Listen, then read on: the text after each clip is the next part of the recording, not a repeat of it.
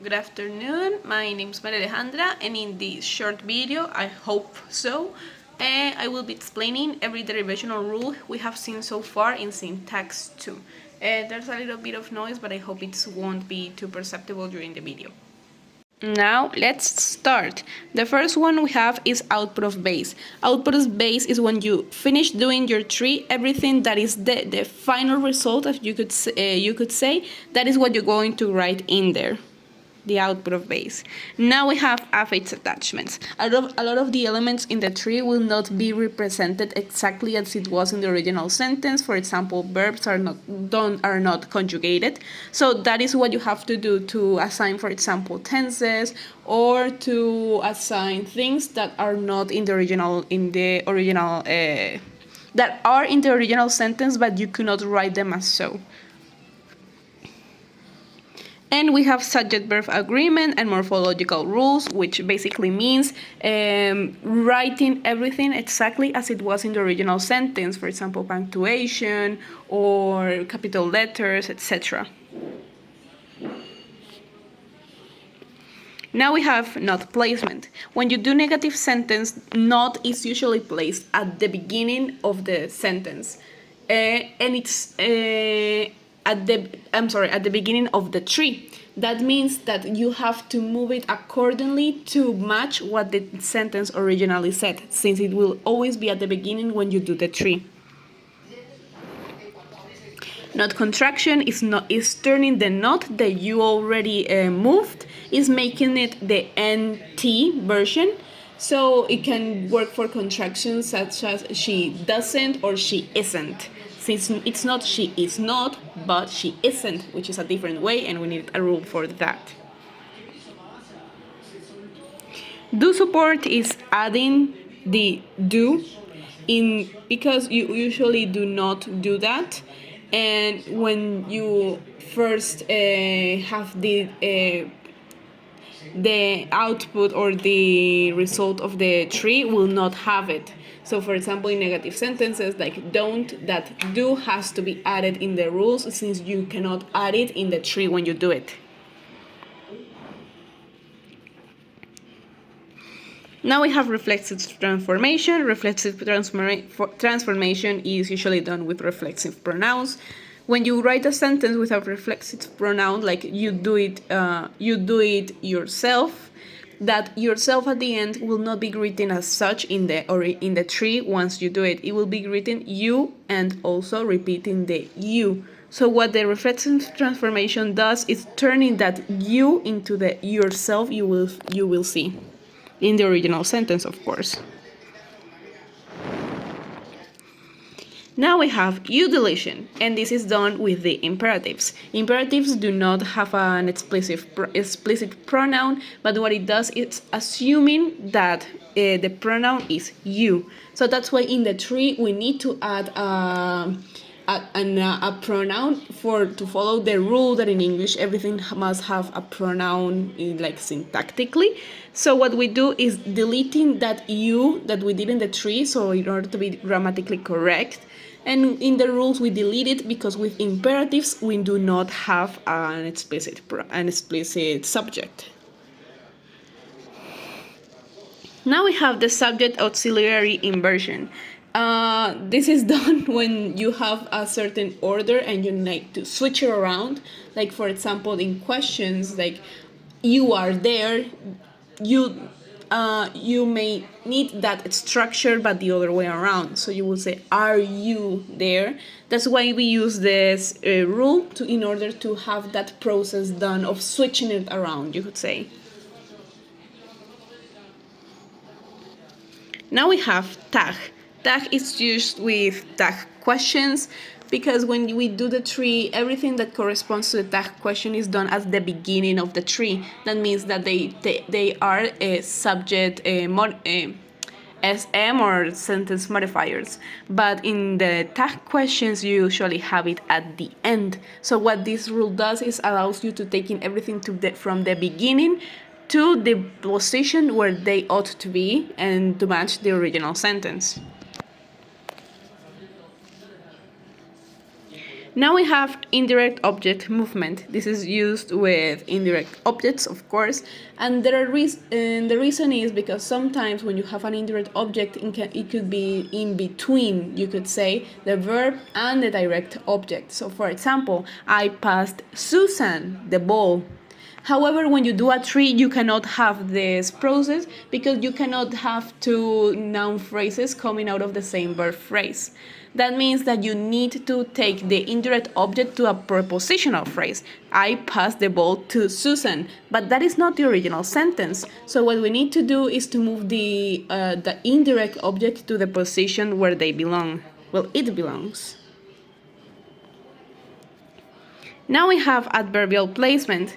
We saw this rule with specific key adverbials of time. So, for example, I usually do the laundry at night. That usually will always be placed at the beginning of the sentence when you are doing the tree. In the sentence, it's not in there. So what we need to do is the adverbial placement, we have to move it to the correct position. Now we have phrasal adverbial placement because some adverbials are not composed of just one element but two or more. So for example, not usually. I don't usually do laundry at night. That don't usually is more than one element, and that's why it becomes a phrase. So we need to move the entire thing, not just the adverbial but the other element that is alongside it.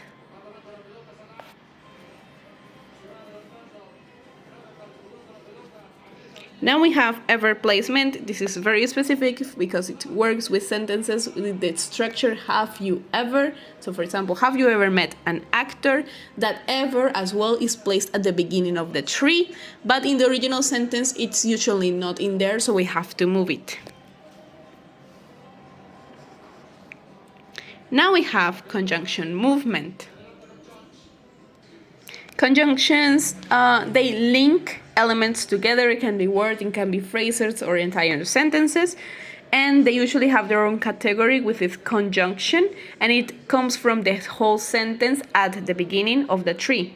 So, because it usually links two things together, it needs to be placed in a way that it will match the original sentence, and it will actually be linking, not just as the beginning. So that's why we need this rule. Now we have non-final conjunction deletion. When you have more than two sentences, like for example 3, you will duplicate the conjunction those exact times so it matches. So for example, my brother is watching TV, my sister is doing her homework, and my mom is reading a book. Since I have 3 elements in the tree, I would have, I can't remember it now, but my brother is watching TV, and my sister is doing her homework, and my mom is reading a book. We don't have those many ands in the original sentence. So what we need to do is to make it so it agrees to the original number, and we need to delete some conjunctions.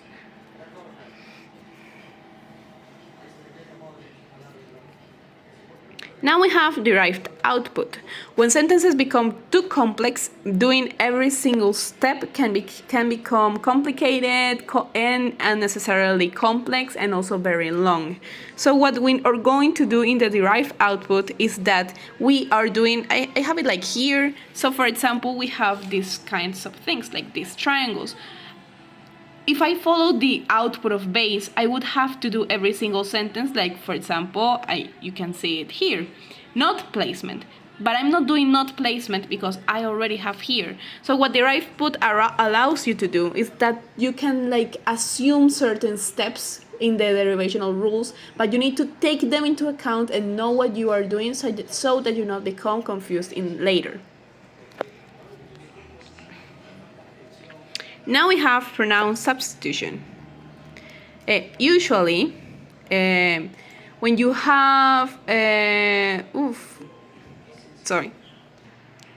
when When you have two sentences that give you information about one same subject, you need to repeat the subject as it is. Like, for example, Andrés studies lenguas extranjeras and he lives in Bucaramanga. But when you do the tree, you need to write the noun exactly as it is. So Andrés studies lenguas and Andrés lives in Bucaramanga.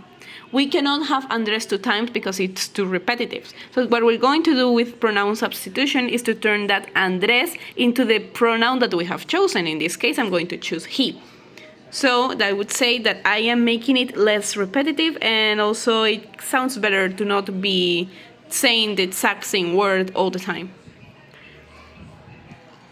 Now, with not absorptions. When I have two negative sentences, there will be we have a sentence with certain conjunctions, like for example nor. I am assuming that both sentences they will be negative, but I do not need two negative sentences. I am only using one. So for example, here in the example that the teacher gave us is Linda is not studying, nor is her sister working. However, I would say that she is not studying and her sister is not working. But the original sentence doesn't say not two times. So what the not absorption allows me to do is to take one of those nots. So it can it's similar to original sentence as well. Now we have pronoun phrase substitute. When the subject is accompanied by a determiner that makes it more than one element, so it becomes a phrase, a noun phrase. So, for example, my mom is watching TV and she enjoys it. That my mom, I can just say mom because it will take away part of what is kind of like defining that subject in a completion. So I would have to say my mom again, and that is a phrase, not just a subject alone. So that's why if I want to say, for example, she, I would need to replace every single aspect that is part of the noun phrase. It would say the determiner and the noun, my mom. The to addition. Sometimes sentences we have a to at the end. So, for example, one of the examples we had is that Martin knows how to cook and he owns a restaurant too.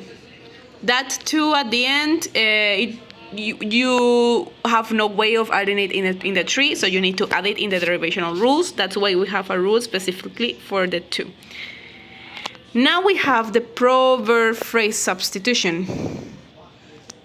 Sometimes we have,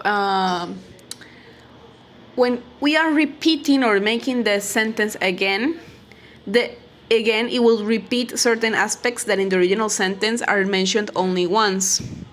So what we need to do with the substitution is that we are not deleting anything. We are substituting in for another element. So in the sentence we were given was Tom plays the piano and Mark does too. What does he do to play the piano? But we're not going to write Tom plays the piano and Mark plays the piano. So what we're going to do is that substitute play the piano with an element that gives the same meaning. So we are not deleting something. This is not deleted.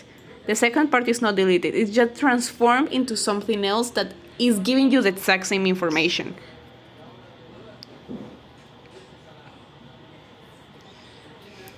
Now we have to show suppletion in order to have a so. So, for example, Karime likes cooking, and so does Marta. What Marta does is liking cooking too, but in the sentence we don't have to, and there is no way we can add a so what we have to do is to add the to and then transform it into the so. Now we have so fronting. Like I mentioned in the sentence is, and so does Marta. that Marta, if we remember, the to was usually placed at the end. So if we transform it into a so, that so will still be at the end of the sentence. But here it's before the noun, it's before the name Marta. So what we need to do is to move it before. That is the so fronting. So we can move the so from the end to the position where it should be. Now we have either addition. Like it says here, usually with two identical negative elements. So what we need to do is that we cannot add either in the tree, but we're going to add it in the derivational rules because it is in the original sentence. The not incorporation is done, well, in the case that we saw it in class, is transforming this either or this either into a neither. And we're going to do it by making it a not, a negative. We have negative constituent fronting. It's similar to so fronting. Usually when we add the either, it won't be in the position where it should be. So we have to move it to the front. And that's why it's very similar. That negative constituent refers to the neither we just made. Now we have identical constituent deletion. Unlike proverb phrase substitution, in this one we are deleting elements from a sentence. We're not replacing it with anything. We're straight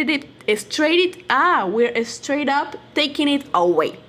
So that's what we need to do. And when we do this rule, what we're going to end up with is these symbols representing each element that we just deleted. It's taking it away entirely. We're not replacing it for everything, it's taking it away. But we have restructuring. Usually when we do this deletion process, it gives like gaps, or it makes uncomfortable, well, not uncomfortable, but it kind of like awkward order that we do not want. And it will also leave us with these symbols. We can delete them with the SBAMR, but we can also delete them using the restructuring, and in that way we can also accommodate the sentence that is similar to the original sentence. We can accommodate that result from the deletion and making it similar to the original phrase we had. Now we have the correlative addition. In a similar manner, we don't usually do it in the tree. So what we're going to do is to add the correlative in here in the derivational rules. Now, correlative movement. Usually when we do the correlative addition, we are already placing it in the correct position. But there are some exceptions. We only saw either where it does not is not placed in the correct position right away. So what we need to do is to move it to the place where it belongs. And finally, we have particle movement, which is used with phrasal verbs. In a very similar manner to the indirect object movement, we can also like split apart phrasal verbs to put an object in the middle. But like in the same way, we cannot do this in the tree because we couldn't have the same element, or we cannot split them apart. We cannot split the phrasal verb apart because it's part of a same element or same order of ideas. So what we need to do with particle movement is to, for example, set the sentence apart or split the sentence apart. Well, no, that's not a phrasal verb. But what I am doing is to